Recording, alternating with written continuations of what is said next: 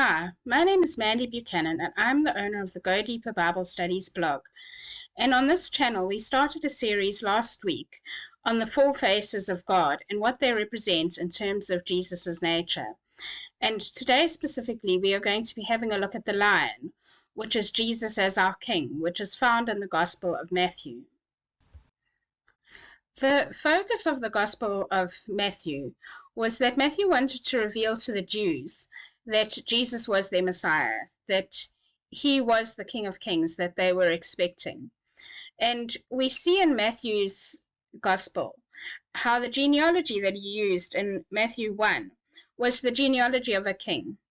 So in the New Testament times, there were two different ways of creating a genealogy. The one was for the average man on the street, so to speak, and that went from the person that now was back to their relatives. And this genealogy of a king started further back with Abraham, and then it moved forward until we came to Christ.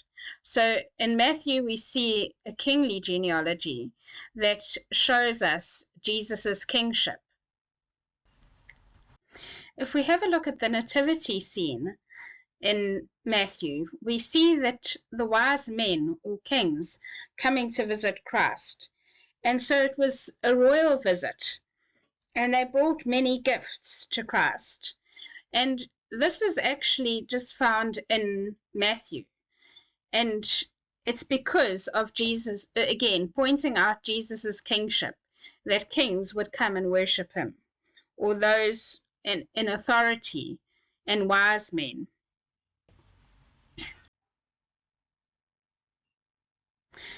We read in Matthew 2, after Jesus was born in Bethlehem in Judea, during the time of King Herod, Magi from the east came to Jerusalem and asked, "Where is the one who has been born, King of the Jews? We saw his star when it rose, and have come to worship him." When King Herod heard this, he was disturbed, and all Jerusalem with him. When he had called together all the people's chief priests and teachers of the law, he asked them where the Messiah was to be born.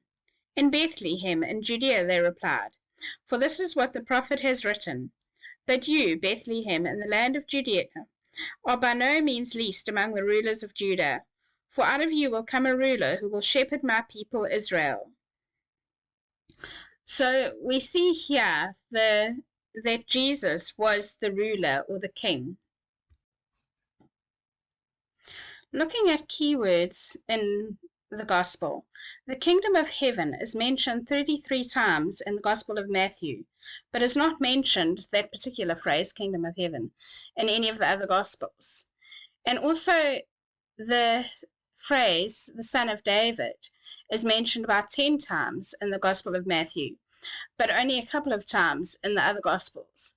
And this is to show Christ's kingship, and he's linked to David as the royal king.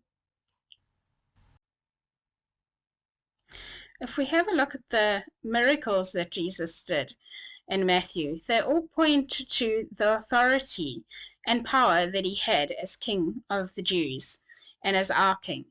He would speak to evil spirits and they would obey him. And all of these miracles were about his power over nature, over evil spirits, etc. And the parables that he told as well pointed to the kingdom and what was the kingdom like. So we see here again there was a strong emphasis on the kingdom and on Jesus as our king. And when he died, it told us that he died as King of the Jews. There was a sign over him that said that he was King of the Jews. And it doesn't tell us anything about his resurrection. And the reason for that is that the king is meant to be on earth.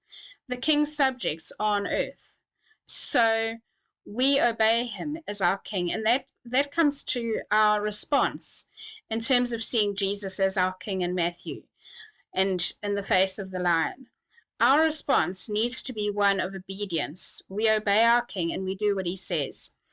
And over the next few weeks, we're going to be having a look at other pictures of Jesus in the other four Gospels and what's different about them and what they show us.